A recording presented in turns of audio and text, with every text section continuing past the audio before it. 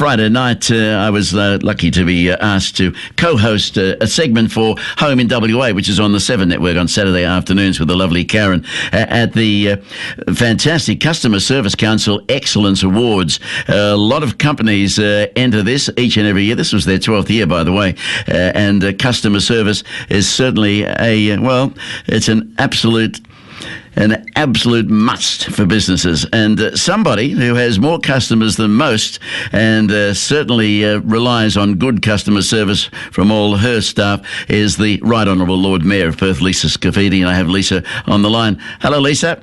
Hi, John. How you doing? Great, how are you? Excellent, thank you. It was a good night, Friday night.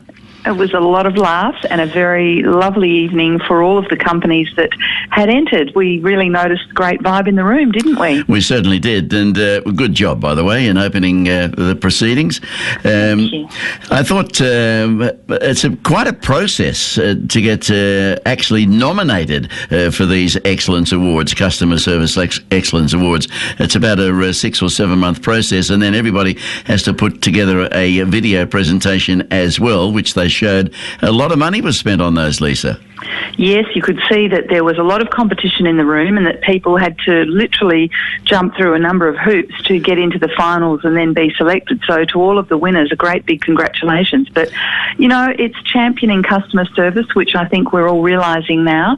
There can be a lot of mediocrity around, and when someone does it well, it really stands out. Yeah, so Linta Energy, I was very impressed with their presentation, and I spoke to the boss who came over from Sydney, by the way, Ray, and he was very excited, and his team that work here in WA, so they were well deserved of their gold medal. This is the 12th year this has been held. Yeah, 12th year, and it's the 3rd year that I've gone, and I have to say I've noticed the event growing in number each year, and certainly Chris Lemonowski and Ben Oxford and his board and the team behind it really, as you've said, put a lot of work in to make sure that the process is rigorous, but then the party is also a lot of fun too. Yes, he's a funny guy, Ben, isn't he? He's fabulous, yeah. But Ben and Chris, they did themselves proud, and I'm looking forward to seeing my little... Well, you know, there's always got to be someone coming up with the nonsense, and I guess I did that on Friday night. Well, I helped you, I think. No. We'll see how that comes across later. Okay, yes, the 18th of October, it's on, by the way, folks, on Saturday Arvo on Channel 7, Home in WA. While I got you, Lisa, I noticed that in the West Australian today, you're mentioned again. I don't know, you're getting more publicity than I am. I'm furious. You got your share the other night, though, on that comedy show. Now... yes, you mentioned that. I'd forgotten all about that. That was the... Montreal. Your name was mentioned in Montreal, John Burgess. I can't believe that.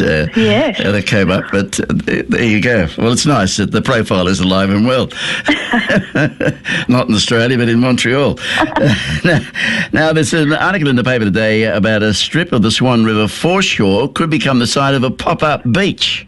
Which happens in some other parts of the world, in Berlin and in Paris, naming too. Now, apparently there's a proposal before the council. Can you tell us about this, Lisa? Yes, well, if you read down in that article, it says, paragraph 3, however, a report to council is recommended in favour of another proposal.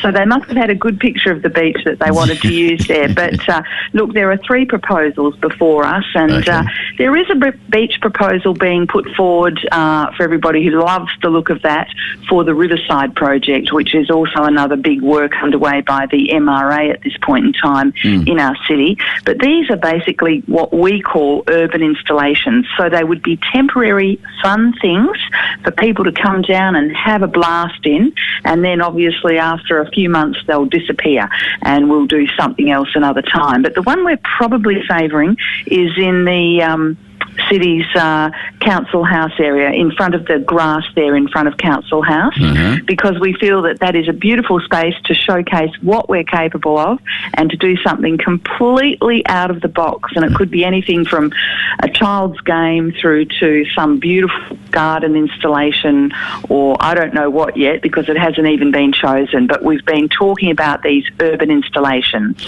All right, so what we should say is watch this space.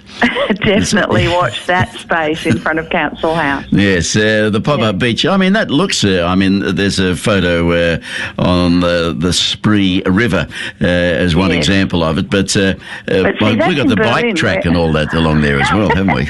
Well, that's it, you know. But I love that. Berlin, well, you know, they don't have the beaches that we do, mind you. We won't go and talk about beaches at the moment because that raises a whole lot of other bitey subjects, doesn't it? Yes, there's awful business, all of that. Well, we'll watch with interest about what's going on. There's so much going on in the city. I don't know how you keep up, Lisa.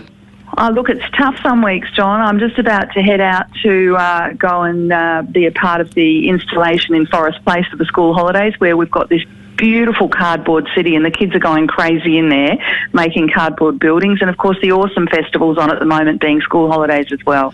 So there is a lot going on, and I'm about to head out there in a moment. All right, well, have a good day.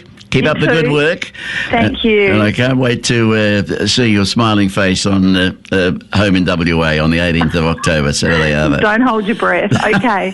Take care.